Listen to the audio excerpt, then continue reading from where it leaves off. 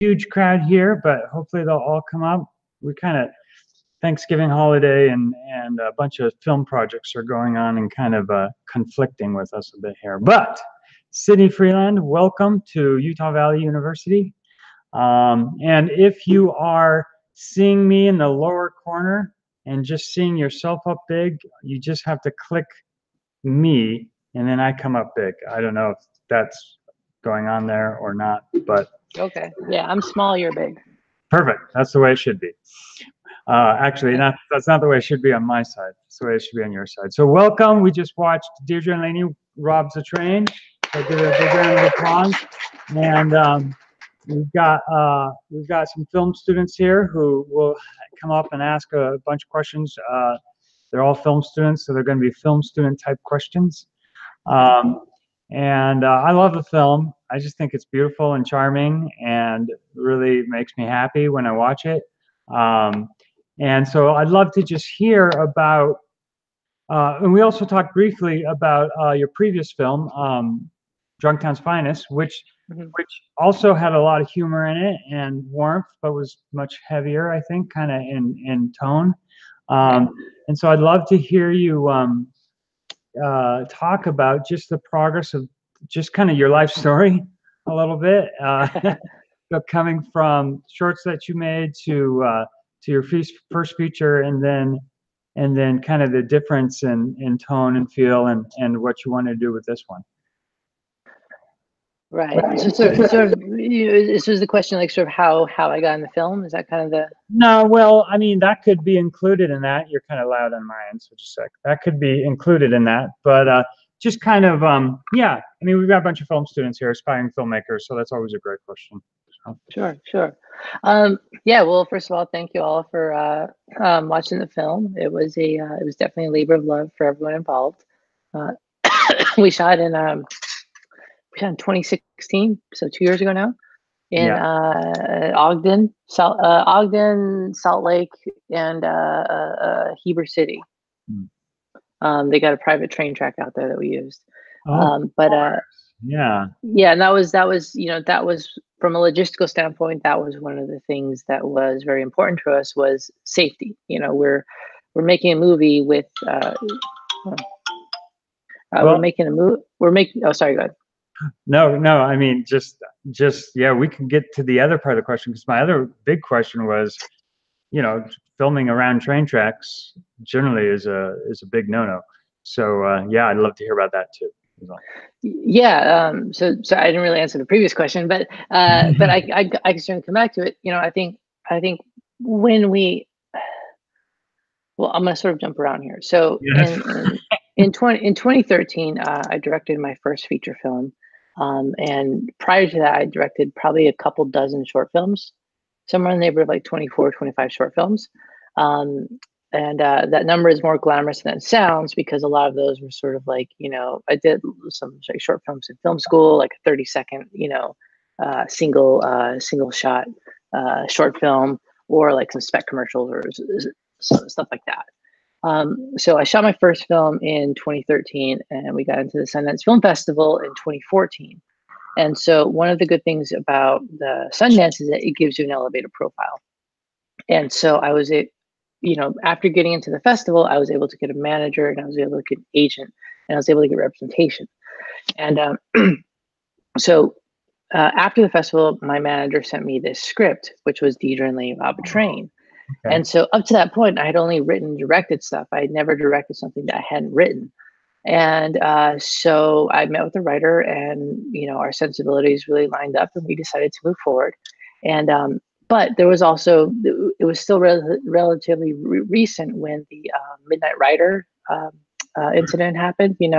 I'm sure, yeah, if you guys are film students, I'm sure you're familiar with Sarah Jones, the second, I think she was second AC. Yeah, she's second AC. She got struck and killed by a train in Georgia.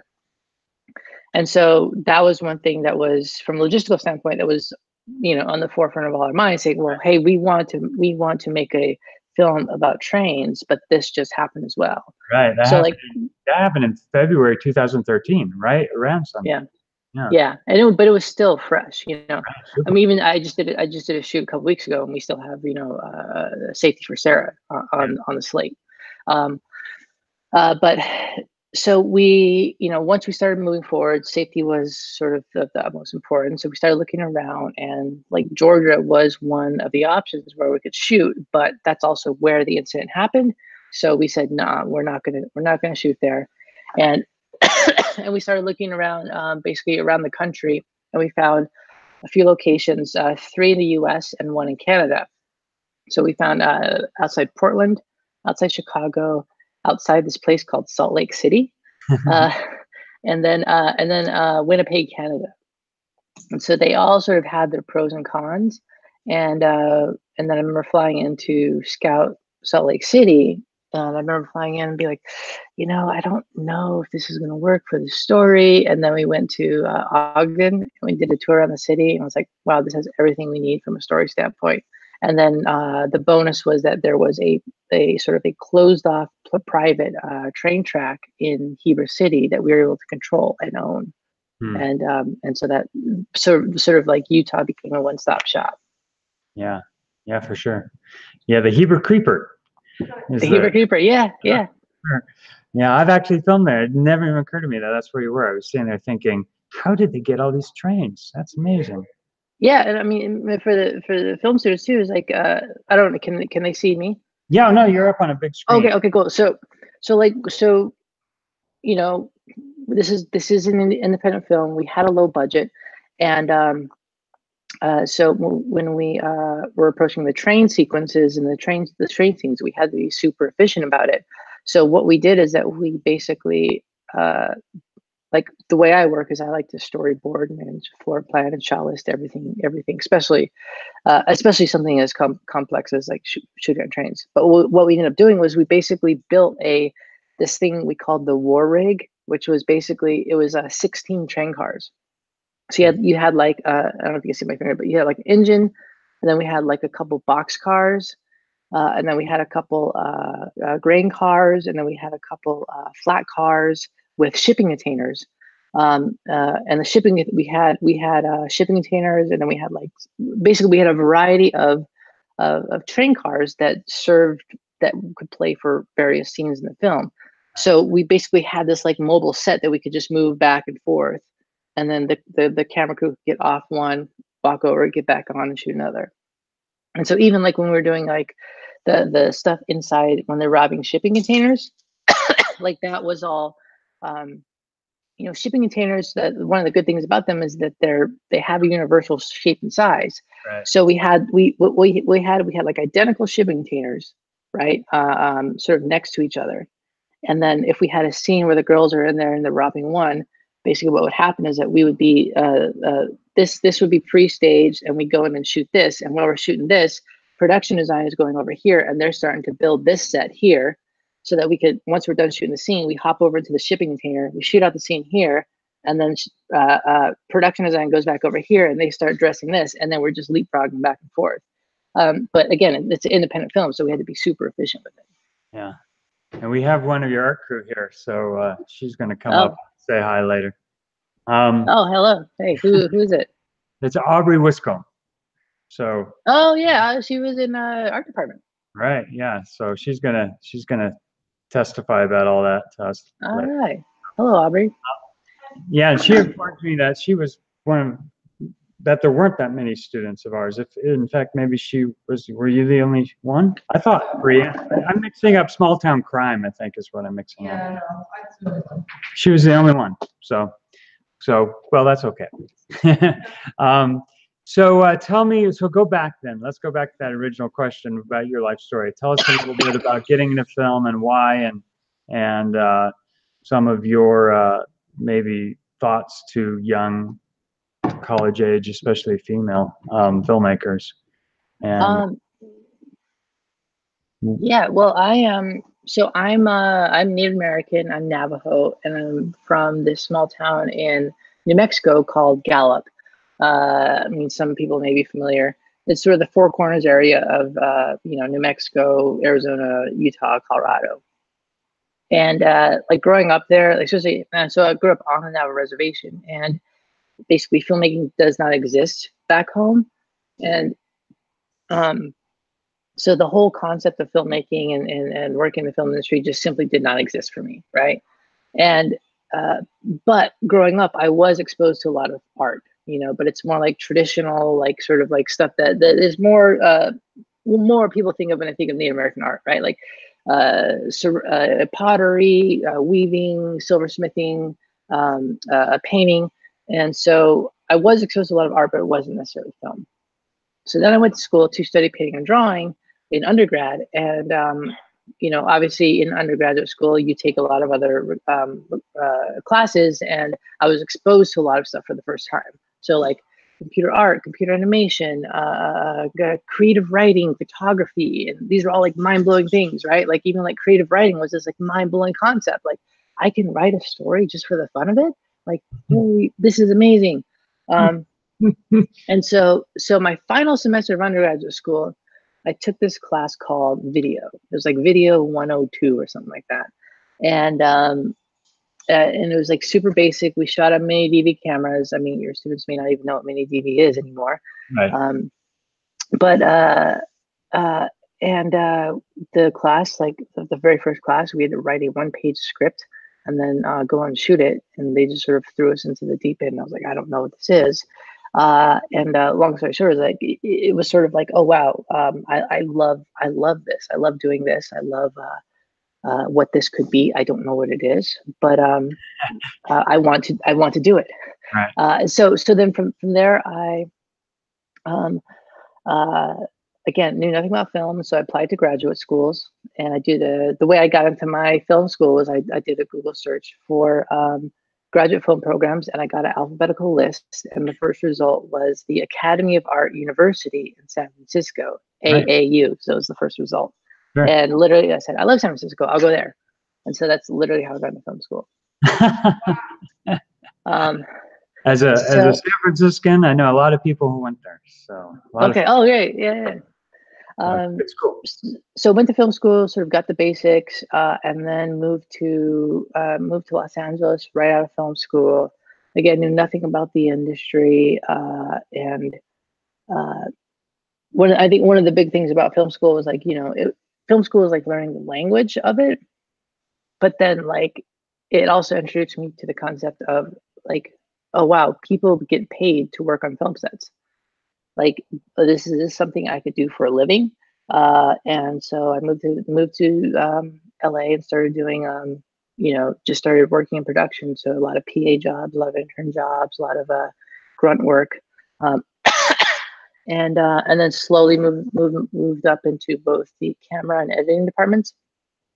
And so I'd sort of swing back and forth between two, and I basically do freelance work in between, you know, freelance work. And, you know, for those of you who maybe have some of the film experience, you're familiar with the fact that there is no job security. You know, it's not something that you can just apply to and get in. It's a very sort of volatile field of work, you know.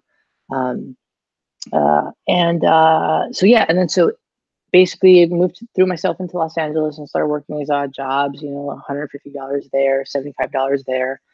And it was just enough to kind of get by. And then in between the jobs, I started writing what ended up being my first feature film, Drunktown's Finest. And so yeah, and so that was sort of like, again, like I was just sort of working on it in a vacuum and not really knowing what I'm doing. But there was like this story. I wanted to just write a story about where I came from on the reservation. And I submitted it to the Sundance labs in Sundance, actually. Which is just up the canyon from us. So yeah, that's great. Because you guys are in Orem, right? Yeah, so Heber City, Canyon, Orem. That's sort of the way that lays. Oh, okay. Oh yeah. That's, you guys are super close. Yeah. So was fortunate enough to get into the Sundance labs, and that's really where I feel like I sort of got this like structure and this sort of discipline for the first time. That they really, like, they don't help you get your film made, but they connect you with resources, right? Yeah. So there's always a lot of questions about the labs, like, you know, like, oh, well, does that mean my film is guaranteed to get made? Well, no, it's not. But you know, their job isn't to get you money for your film. their job is to connect your resources and give you the tools you need. Yeah, we have we have students every summer who volunteer to like PA at the labs, and I think that's always a great experience. I always try to push that, but a lot of them probably have never heard of it, don't know what it is. So it's so could you do that? Could you summarize what the labs are? Were you in the screenwriting lab or the film direct or the producing lab, or what were you in? Yeah, so I did the wait, hello? Oh, am I gone? Can you hear me? Oh, no. I'm hearing an echo of myself. Oh, that happens sometimes. Ooh, okay. Is that better? I think that might work. I'll just try and see what happens. So I did the Native American lab, I did the screenwriters lab, and then I did the directors lab. Oh wow! And so to differentiate the two, the Native American lab probably isn't applicable to your students, or I mean, I assume there might be some natives there. Yeah. The screenwriters lab.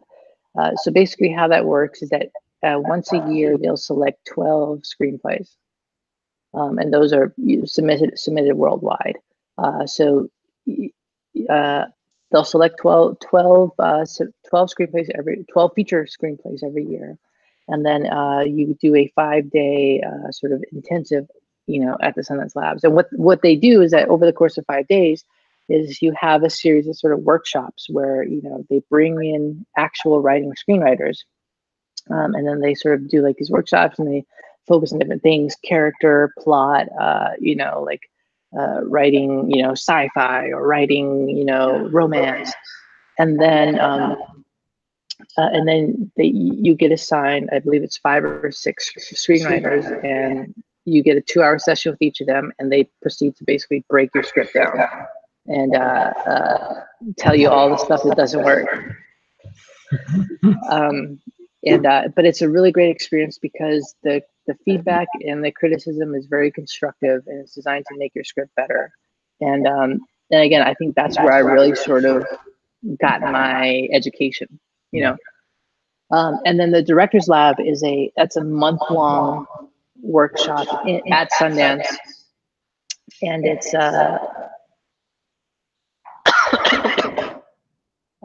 I believe they select 8 scripts a year. And so when your script goes in, it's a feature script, and then you shoot 4 scenes from your film. But the idea is that you shoot these 4 scenes, and Sundance will provide you with everything you need. So they provide a casting director, they provide your crew, your camera department, everything. And the idea is that sorry, I'm getting an echo again. Yeah, sorry about this. That's okay. So the Director's Lab is really about like giving you a chance to try stuff from your feature script, and test basically test it out and see what works, see what doesn't. Yeah, practice at directing. Practice, but also more importantly, fail, right? Because one of the things about the film industry is that you don't get a chance to fail, till you do. Yeah. It's not like we can go out there and say, okay, I want to just try something today, guys. It's like, well, no, as soon as you step onto a film set, there are, it's a train that's in motion, and it's not about, basically, it's like once you step on the set, there's a train and it's moving, and you can either speed that train up or slow it down. Right. And then it's a race to making your day, getting your performances, and getting your shots. Yeah. So that's great. Yeah. So again, keep that in mind, because you can, every summer for about a month and a half, they're looking for people to come and volunteer. It's a volunteer at Sundance as PAs, and you're up there every day, eating with everybody and hanging out and watching and listening to everything that the director is being taught, and you can absorb it. And then you should also submit. That's good too. It's a very familiar atmosphere, but it's also a very educational space too. Because it is. it is a very rare situation relative to the film industry, right? Like, you know, like again, like as going in there as a director, you know, I'm directing my scenes, but then I also have my advisors, you know, so I've got like Ed Harris is there over my shoulder and he's watching me direct the scene and he's saying, well, think about this from the actor's perspective, right? And that you never get that chance in real life, like because once you're out there, you're just out there. Right. Yeah. Okay, who's got questions? I've got some more, but why don't you come on up so we can create a line here, and then I'll fill in the gaps. So say your name, and they'll all come and introduce themselves. I'm gonna have to adjust the heights here on this little camera. Hi. Hello. My name's Bailey, and I have some questions. So my first one that I have was, how long did production take for this movie? Oh, Bailey, right? Yes, Bailey. That was, so we had 4 weeks of prep and 20, I believe it was 24 days of shooting. Wow. with a 25th day that was just basically like my DP or my cinematographer and I in a minivan driving around Ogden, like shooting B-roll out the window. Yeah. Okay. So it was about like how many did you guys do? 5 days a week then, or did you do? Yeah, we did 5 day weeks. Oh, okay. And then yeah. Sorry, what? No, go ahead. All right. My next question was, I saw on the trains, a lot of it was like filmed at night, and there was really good lighting. How did you guys hide the lighting so well? Oh, well, that was my cinematographer. I cannot take credit for that. We had, let's see. Remember I told you we had built this rig. Mm-hmm. And so we also had one car that was it was a flat car, and then it was basically our grip and electric department rigged it all up with so that it was kind of like a mobile. It was like a flat mobile station. Mm-hmm. So what we could do is like for example, so let's say this is a train car, and the two girls are here on the back, right? So then our flat car would connect to here, and then our DP could put like lights here shooting here and our cameras here. Wow, yeah. So yeah, so we were sort of moving around with that, but it was but also tied into that is a lot of conversation and a lot of planning up front, right? Because you can't just show up and say like, okay, I think let's try it like this. Yeah. So you know, I said we had 4 weeks of prep, and that every drop of that 4 weeks was spent with my first AD and my cinematographer. Mm-hmm. We sat down and we planned out every scene and every shot, and then so that from there we knew like, okay, we knew when we were going to need lighting here at this part of this train car, and then we knew we need lighting on this other train car, and then we were able to plan around that to shoot it in the most efficient way, you know. Yeah. Because the goal is to get as much time shooting with your actors as possible. Yeah. But that's kind of I don't know if I have. Yeah, that's amazing because like now that I think about it, it makes sense. But in the movie, it totally like plays with your like it looks like the trains are all in a row, but really you guys are right there filming. That's really cool. Yeah, we were right there the whole. Yeah. If you you know, any frame that's on camera, if you look like 180 degrees the other direction, it's just a whole bunch of faces. That is so. And then my last question is, which like part of the movie took the longest to film? Wow, that's a good question. I think well, the stuff with the trains was always pretty tricky, because I mean, you know, just because you've got this like massive piece of machinery. Yeah. But then I think once you add other variables in that, so like once we have like we had the little boy actor, Lance. Yeah. You know, so Lance is a minor, and so you can only have a minor for so many hours a day. In his case, I believe we could only have him for 6 hours. So we had to plan our day around him, and so then once you get into like shooting a train with a kid, and the train's moving, and then you have actors doing stuff in between it, like that can all become a time suck, like really, really fast. Yeah. And you can be sitting around for 2 hours before you even roll camera, you know? Oh, yeah. But I'm trying to think what else.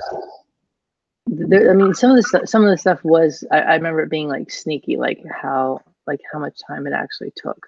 Really? I'm trying to think of a specific example. Yeah. Mm-hmm. You know, just some of the stuff too is like, you know, it's like there's a scene where it's the dad and the two daughters sitting on a table, you know, and you want to make sure that you cover that from all angles. So you've got, you know, you've got you've got various over the shoulder shots, right? But then you have to get the looks for everybody. Yeah. So that you know, that can become a bit of a time suck. You know, I'm sure you guys have talked about like shooting like dinner table scenes, you know, where you've got like a bunch of people around a table, and it takes like 2 days to shoot that stuff. So overall, every single part was the longest part. Yeah. Yeah. Well, it's always here's what I would say. The one constant is that nothing is predictable. Mm-hmm. Like some stuff you go and you think, oh, this is gonna take forever, and then you get in the first try. And there's other stuff that you think like, oh, this is gonna be so easy, and then it takes all day. Mm-hmm. Actually, one example of that is you know, there's a sequence where the mom is telling her story, and then she has the flashback, and then there's a sequence where like the seatbelt comes over, and then the steering wheel comes in. So that was. Yeah, and that was actually, it was funny because that was part of we had a bigger flashback sequence, and the flashback sequence actually started where the mom won the beauty pageant, and we did a mirror sort of effect where the sash sort of comes over, and then a bouquet of flowers comes in, and then a tiara comes up over her head. Wow. And then we had a series of sort of flashbacks of vignettes, and it ended on the scene with the seatbelt. But like that shot, for example, the seatbelt in this, I remember I think we had like 20 minutes to shoot it, and we got it in like 2 takes. Wow. Yeah. But that was definitely it. That was our art department, our grips, our lighting, and our camera all sort of like all hitting the same beat at the same time, and that coming together. Okay. Well, thank you. Those are my questions. You're welcome. And I think just while we're waiting for the next person, I've got some.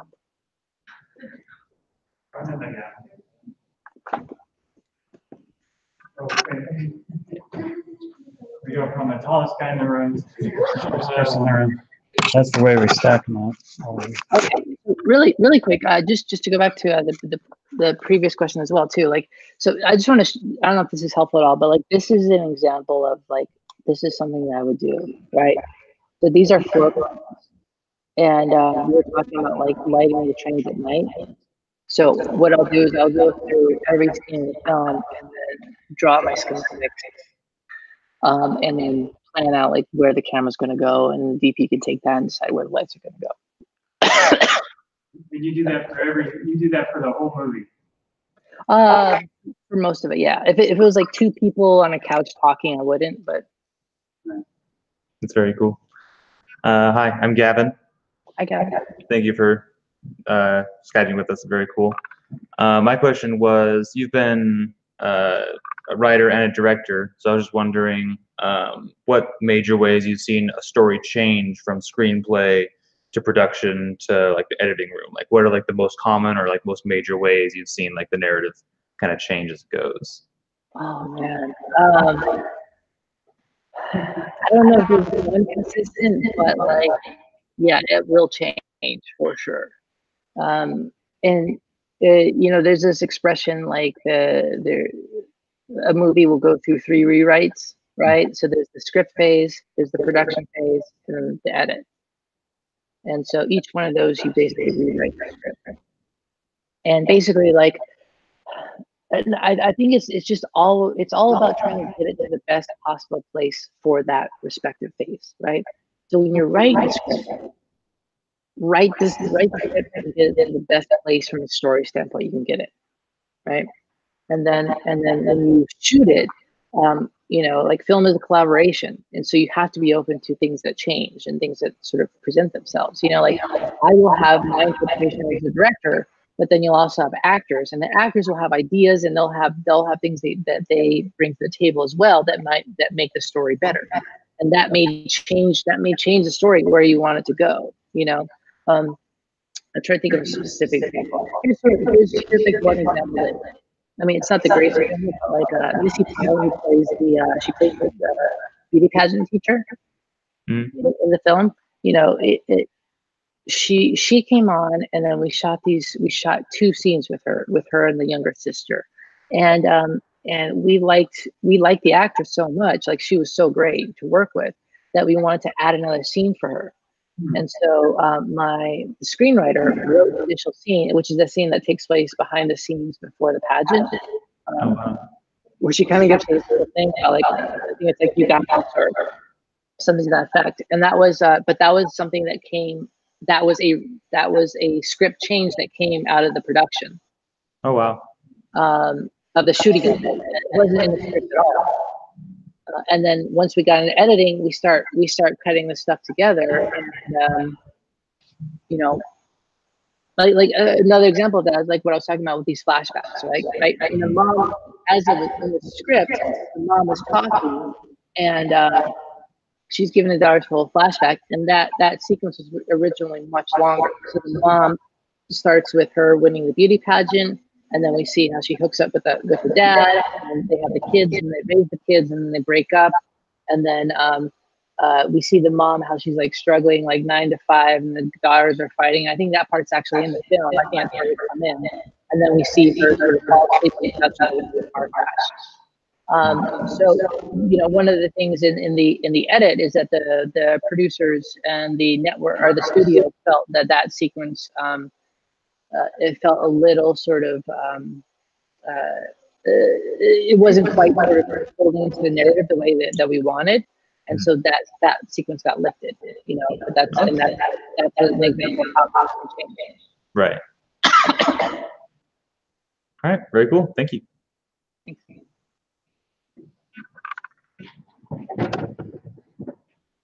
Hi, I'm Jackson. Thanks for doing this whole Skype thing and everything. It's awesome. So the question I have is for directing. I kind of want to know how you work with your actors. What directions? Nice dog. How you direct your actors, like Deidra, and like the scenes where Deidra and her father are fighting. What sort of directions do you give your actors so they give the best performance? Yeah, I mean, that's a good question. That's a good question. Yeah, the short answer is that every actor is different. You know, everyone has their own approach. And for me, like, I've never been an actor, so, you know, like the way I work with people is that it's more from a story standpoint, right? Like, okay, what is the goal of this scene? And you'll get an idea. Like some actors will do a lot of their homework up front, and they're very sort of low maintenance, and they kind of just want to shoot it, you know. Or you'll have like someone like Missy Pyle, who plays the beauty pageant teacher, who's very good at improv, right?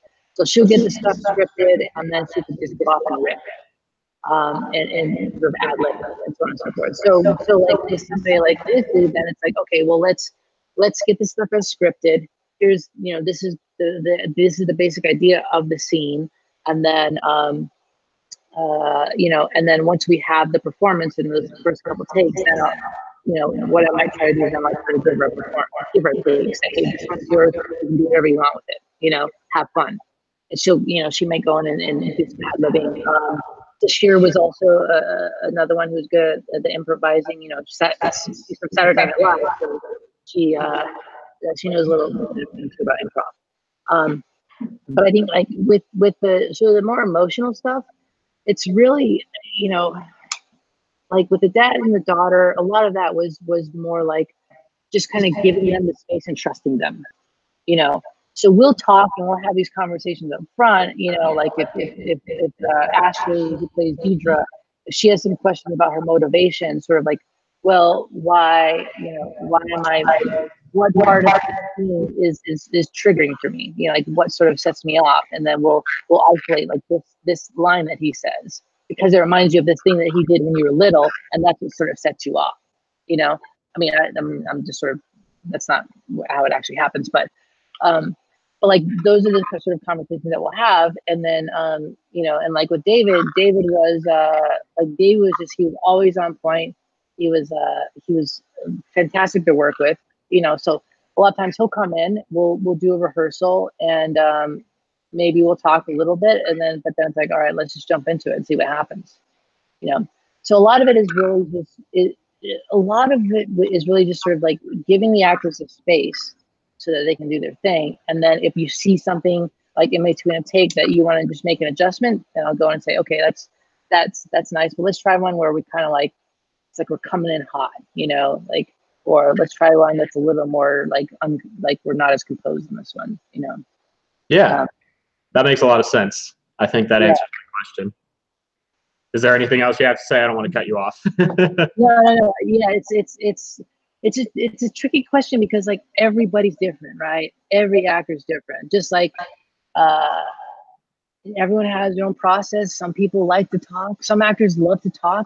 I did a TV show last year with an actor who we talked for 45 minutes before he shot a single take, and other actors, I did a TV show that's been, that's been on the air for 14 seasons, and some of those guys come in, they're very low maintenance and they just want to get in. They know the character way better than I could. And so we just go in and, they just want to shoot it. And a lot of that stuff is very sort of minor tweaks and adjustments. But yeah, every actor's different. That's the only thing I could say. So, Cool. I know it's not very answer, but. All right, thank you.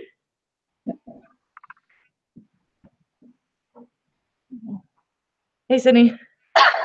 Hey, Ogden. How you doing? Good. Good. Hey, You were there when we shot the flashback stuff, right? what was that? Well, didn't you do all the stuff for the flashback sequences, like all the cutouts and stuff? I was actually going to ask you if it's still something that it would ever be in any kind of like 15-year extended. I would love to see that. That would be amazing. Yeah, I would as well. Did you ever see it? No? Oh yeah. No, it was in my director's cut. Okay. So typically the way it will go is like you have the editor's cut, and then the director will come in and I'll get my copy done. And so in the director's cut, we had built this whole flashback sequence where we incorporate all this stuff. And then beyond that, we did like a fine cut and a rough cut, and the producers will come in, the network will, or the studio will come in, and then they'll, because they're sort of financing the film, they have final say. And so it was later on with that. But I've definitely seen it, and I know it's floating out there somewhere. It's on a hard drive somewhere at Netflix. That's all I know. Oh, we got to get that hard drive. I would love to see it. Yeah, because I remember when we got we got all the information that we were going to be building that in like a short amount of time. I was like, okay, and then we ran in and tried to build the train, and we had that human train and all that. I was always curious to see how that would turn out. But oh yeah. Michelle was always talking about, us storming the castle and trying to figure out where that footage is so that we could watch it. Yeah, and I guess the students there, like this is Flashback Sequence sort of had we try to do a sort of a kind of like an elementary school, like something a kid at an elementary school to put together. Yeah. So we do a lot of cardboard cutouts and paper graphics and stuff like that. And I remember coming to our department and saying like, "Hey guys, we have to put this together. Let's go do it." Your dog is cute. I guess I mostly just want to say it was awesome to watch. I just super loved watching it because I got to see all of the you know, I got to see all this stuff and how it was made. And all the questions you're answering, I'm like, oh, I could answer that. But yeah. If the students have questions, Aubrey was there. So if you have more questions, but it was beautiful. I loved it, and I showed it to my parents, and they cried, and it was great. It was really lovely. So I just wanted to say thank you for, and thank you for teaching me a little bit about directing, because I just recently directed my first, well, not my first, but one of my first films, student films. So. Oh, congratulations. Thank you. My other question for you is because you just recently directed, not recently, but you directed a Grey's Anatomy episode, yeah? How'd it go? It was a lot of fun. It was, the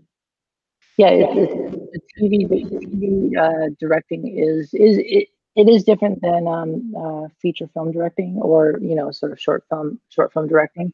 I think with like for those of you making like short films or feature films, as a director, you are involved in the process from the very beginning to the very end, right? So you're there with the casting, with the location scouting, you're picking out the shoes and the wardrobe the character has, you're picking out what the house looks like, and then you're shooting it, and then you're there for the edit, and then you're there for the sound mix and the color correction, everything all the way to the very bitter end. And with TV directing, it is a little bit different, because you're sort of parachuting into this sort of environment that's already this train is already moving, and then you'll come on board, and they already have, the tone has already been set, the cast is already there, and it's not your job is to sort of like adapt to what the show is.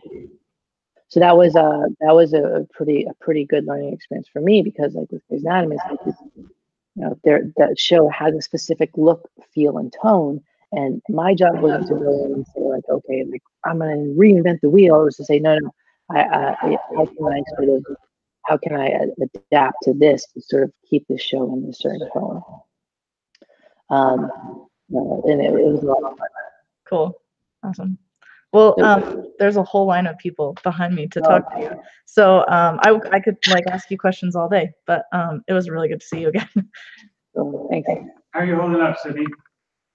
Good. You all right to keep going? Okay. Sure. Okay.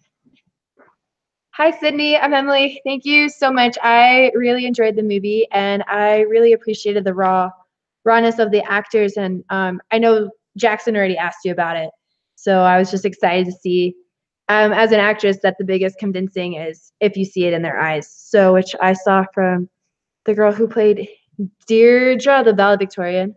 And so it was just really wonderful to see. And since Jackson asked that question, one of my other questions then, regarding the train, at the beginning, you have where they'll jump. So if this is the train and then they jump on, would you slow the train down when you were showing that or filming that so it was easier for them to jump on it? No, those were doubles. Oh, you did use stunt doubles to jump on to the train. Yeah. If this is here, okay. Yeah. So as a general rule, anytime you see a person either jumping on or jumping off the train, those are not the actors. Those are the stunt doubles. Okay. With the train was, I think it was, I mean, it wasn't fast to begin with, but it was like somewhere between 10 and 15 miles an hour. And Okay. the stunt doubles, like we had rehearsed it, and we had pre-rigged this train, so they had to grab onto and get on the train. And then the actresses, when our first team, meaning our actual actors, were on a train that was moving, they were sort of like harnessed to something so we couldn't fall off. And then a lot of wires, like that sort of covered to larger things. And then in the edit and in VFX, we erase the wires. Okay. And then the follow-up to that train question, I know if you if this is the camera is going, okay, if it's sideways, if the camera is going this way and the character is here, would you have two different camera units? So one camera going here and then the second camera if like they're jumping. So that'd be like your two different camera units, A camera and B camera for that before they go inside. Okay. Yeah, no, it would have been having 2 cameras would have been fantastic. No, it was. I think it was all 1 camera. I'm trying to think if we ever had a 2 camera day. No, I think the like one of the last days of the shoot, we had 2 cameras. There was like the stuff, all the stuff in the jail when the girls go to visit the mom in jail. Mhm. Like, we shot that, and all of the stuff with the girls visiting the mom in jail, we shot that day. Oh. And we had 2 cameras then, and I'm trying to think, that may have, it could be wrong, but we had 2 cameras. But no, everything else was a single camera. But to answer your question, if we had 2 cameras, we absolutely would have shot it like that. Okay. And then this is my last question for the moment. So Aubrey asked you about Grey's Anatomy, and I was just looking. You also just directed Heathers, and I know you were talking about how that's different, at least for Grey's Anatomy, because you're not reinventing the wheel. But Heathers is a new series for Paramount, which Yellowstone's also really big here in Utah. And how was it filming? I think that was episode 4. That how was it filming that? Because that's a different genre and it's still deeper and darker, like some of your other films. But with that, That's a great question. So with Heathers, it was, so like you said, so I done 4 episodes. So they had only done the first and second up to that point. So a lot of that is it's much more sort of in progress. So with that, you can have a lot more influence, and you can do a lot of stuff creatively. And they were also open to try stuff creatively, like. So when I came on board, they had only shot the first and second episodes. And so I basically, what I was going off of was the scripts. So I'd read the scripts, and you get a certain idea of the tone that they're looking for off of the scripts. But then I would sit down with the showrunner, and I'd sit down with the writer, and they would go through and say, like, this is kind of, this is where we want to pay homage to the original film. This is where it's a little bit, think like Mean Girls, or here's another film reference that's sort of like, I'm trying to think of something like, this isn't the best example, but like, think like, well, I can't think of what it's comparable. So like they would sort of cite other TV shows and other films that were that had the same look that they were going for. And so that I was able to latch onto. Like another example of that is I just did another show that's coming out in 2019 on Netflix called Chambers. It's a new show that will come out next year, and that was I think I also did the 4th episode of the first season. But that is they have a very specific look that they're going for. It's sort of like a teen horror suspense series, kind of like it's like a 13 Reasons Why, supernatural element. And they had very specific visual references. So they talked about this the movie My Own Private Idaho, and they talked about being really big on practical effects and visual effects, right? So like, for example, this won't make sense without context, but like a dead girl shows up at an event where a girl is alive and is able to see this dead girl, and the scene goes where the dead girl's chest opens up, and then inside she's got a beating heart. And again, this will make sense without context, but like, and then live mice start to spill out of the cavity. And the easiest way to do this is visual effects, right? But because the show, and sitting out the showrunner and them saying like, oh no, like we want to do this practically. I was all for that, and we basically came up with this rig that was this like cast of the actor's body that had a puppeteer operating this thing, this chest cavity that was opening up, and we had live mice. They were like looking into the back of this chest cavity, and then when it always opens up, and live mice come out of it. And that's an example of how you can sort of influence the tone and feel of it. okay. So overall, regardless of what other people, I guess, essentially over you, because that's I guess part of learning the film structures. There's always someone you're reporting to, unless you're a producer, and you still have to report to fans. But you still have your own creativity and how you want to make it feel within respect to what they're also looking for. Mm-hmm. Okay. Thank you. You're welcome. Am I going to be too small for this? Maybe. Okay. Hey, Sydney, I'm Spencer. I just want to say first off that I grew up in Ogden and Riverdale, so seeing that on screen was like one of the most magical things in the world. So one of my questions, you touched on this a little bit about the private track in Heber, but some of it was also like in a train yard, which looked a lot like the Ogden train yard. Did you shoot anything like in train yards outside of Heber, or was that all on the Heber rails as well?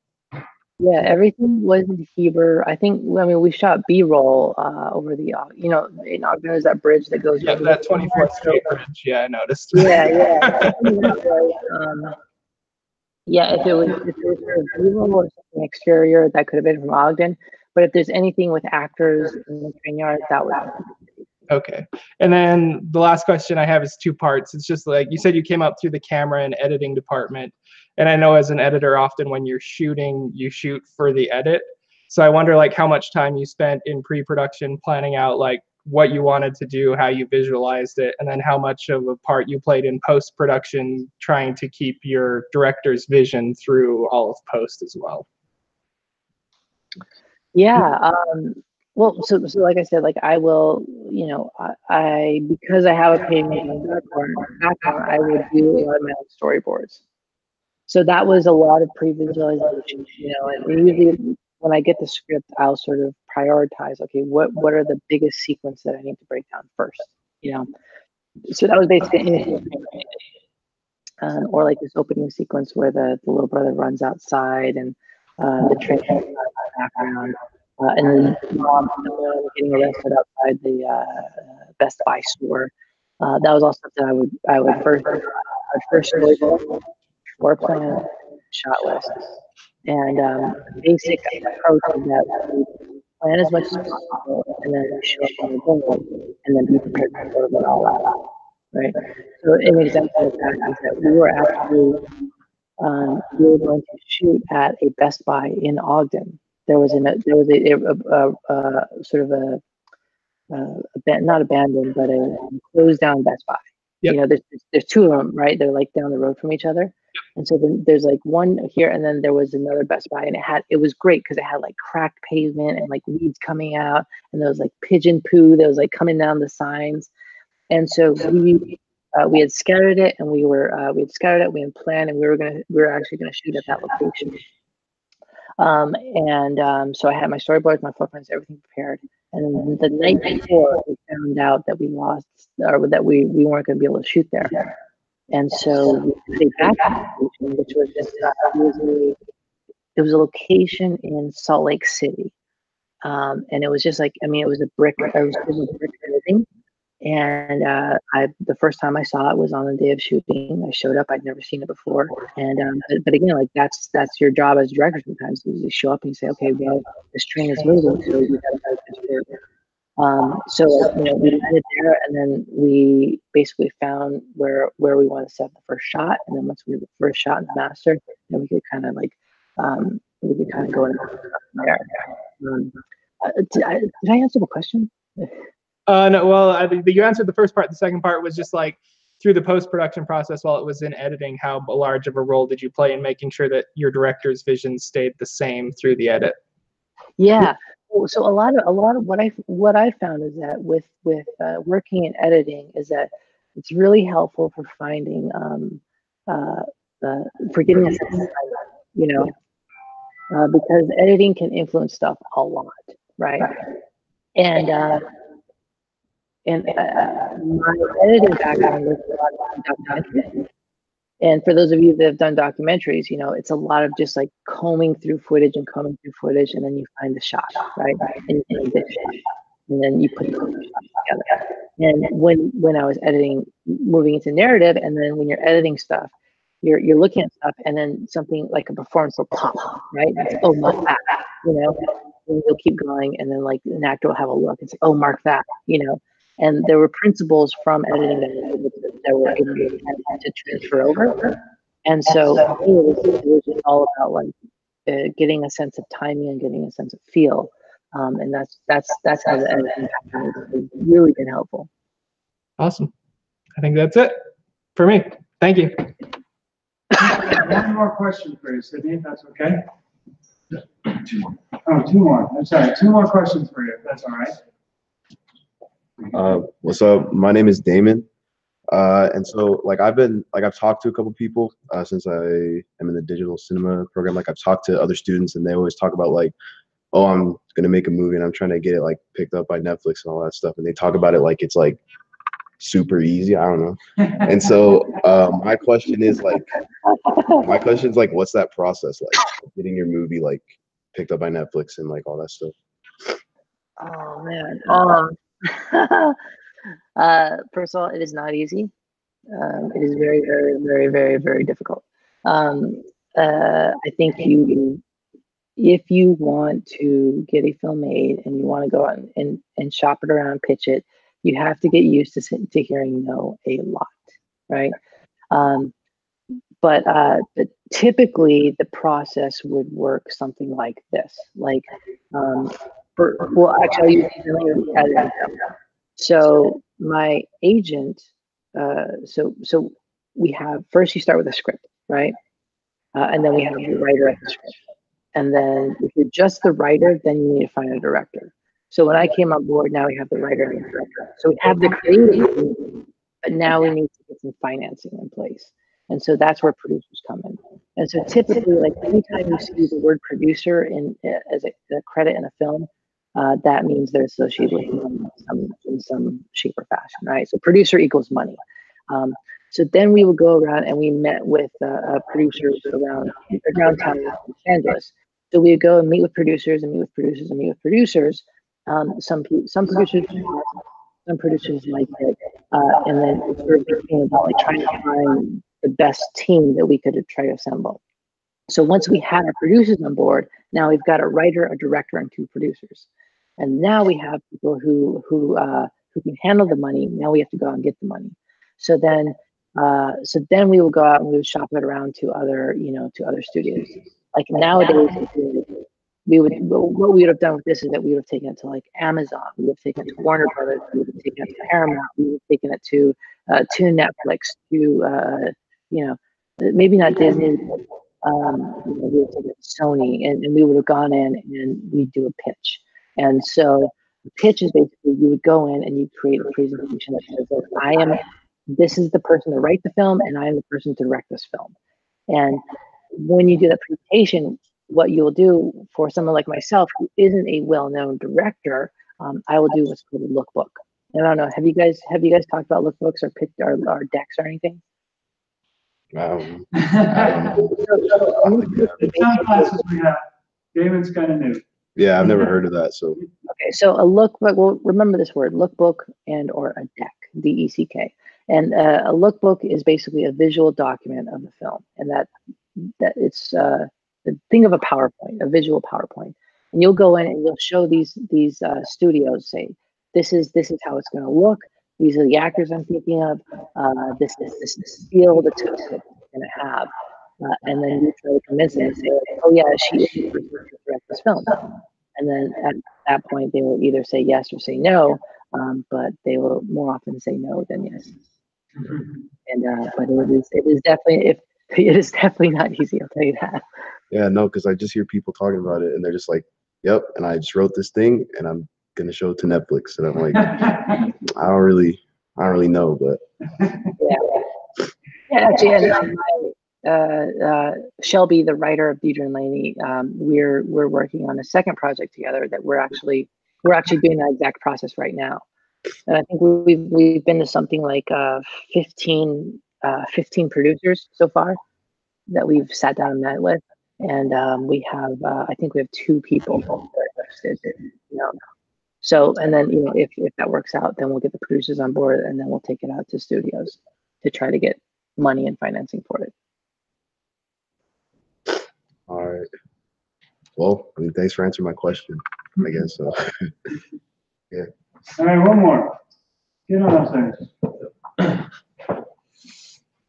Hi, Sydney. I'm Kyle. I just have one question for you. So I noticed you worked with Dave Halls on both your Drunktown Finest and Deidra's Laney. So I was just wondering if, or I guess what you looked for or what impressed you the most about him as a first AD. Dave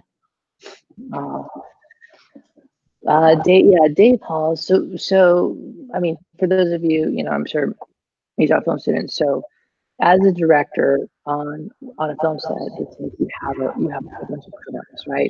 And for me, my right hand and my left hand men and or women are my first AD and my cinematographer. And so Dave was my first AD on my first film, which was Drunktown's Finest. And Drunktown's Finest was a very difficult film to get made. It's an all Native American cast, and investors would say like, oh, there's no interest for Native American actors. And so the reason I'm telling you this is because we were able to get money, but it was way less than we were for. So we had I'm sorry, could you say that again? So we were able to make the movie, but it was for way less than we were hoping for. Oh, cool.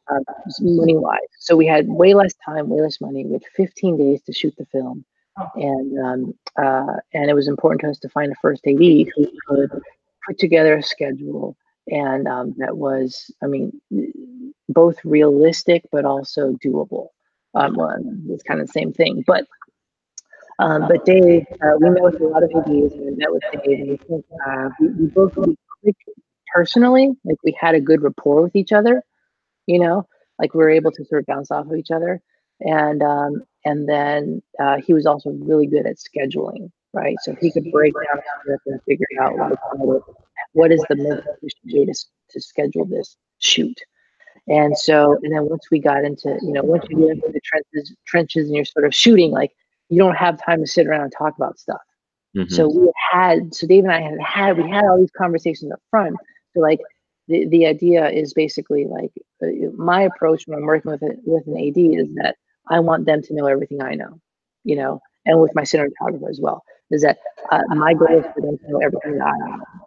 So like once we started shooting, he sort of knew everything that we're doing, and we're moving so fast and we're shooting so quick, but he was right on top of it every single time, and it was just like that's the kind of collaboration you want to have, But also, and for excuse my language, but he also wouldn't hesitate to tell me when I'm bullshit, Mm-hmm.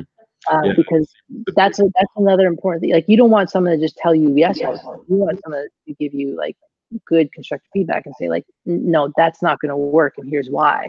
And he's really good at that. He's really good at that too, and he's more experienced himself too. And that was very hard. Yeah, I feel like that's another thing I'm kind of working on balancing is not taking any BS from anybody and still like wanting to be a person people want to work with. So yeah. Yeah, it's there's a saying, the key to making a good film is to surround yourself with people who are better than you. And that is, I found that to be the case. And with somebody like Dave, again, that was my first feature film. I'd done a bunch of shorts, but I'd never done a feature. And so having someone who had that experience was helpful because he could come in and say, if you're getting too far off track, he could tap me on the shoulder and be like, hey, don't forget about that, and sort of bring you back. And the same with my DP as well, too. But yeah, it's very important to have a good collaborator. Awesome. Thanks, Sydney. You're welcome.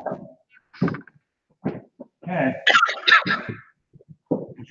I think that's it. No one else seems to be coming up. This was so great. I want to ask one last question. No one brought it up. The diversity in your cast, was that scripted? Is that something that you came into, hey, let's do it this way? Obviously, everyone was so great, and it was really nice to see a mixed race family. And just what was your approach to that, and just how did that come to be? Yeah, a great question. It was not scripted. And in fact, we went and pitched to Netflix a sort of a semi-diverse cast, and Netflix passed because it wasn't diverse enough. sort of semi-related to that was that I wanted to have a sort of a diverse cast, because like sort of that's what I knew growing up. You know, I grew up in a place with very, but also in terms of the, you know, both of the sisters come from a mixed background, and I come from a mixed background myself. My father is Navajo, my mother is Scottish, and so I grew up, and I was like the half-breed growing up, you know, and so. But it wasn't, when I was in it wasn't something that we were constantly talking about. You know, it was just like I was just Sydney. And so I wanted to, with these girls, as I wanted to have mixed race girls, but I didn't want it to be about them being mixed race. You know, I just wanted to have something more factor to the characters, and it was about the family. It wasn't about like the makeup of the family. If that makes sense. Right. Yeah, for sure. Well, that's really great. It's really great to see that. So this was invaluable. Everything you said was so spot on and so great. I'm sure everyone learned a ton. Can we give her a big round of applause? I keep seeing who's in the audience, and I wish we had more time for everyone to ask questions, but I don't want to kill you either. So anyway, thank you so much, and we really appreciate it. And congratulations on all the good stuff, and hope you get lots of new things coming up, and you get really busy, and everything works out great. Thank you. We'll see. Yeah, thank you, everybody, for your time. Yeah, and to turn off here, you just hang up the red phone. So we'll see you.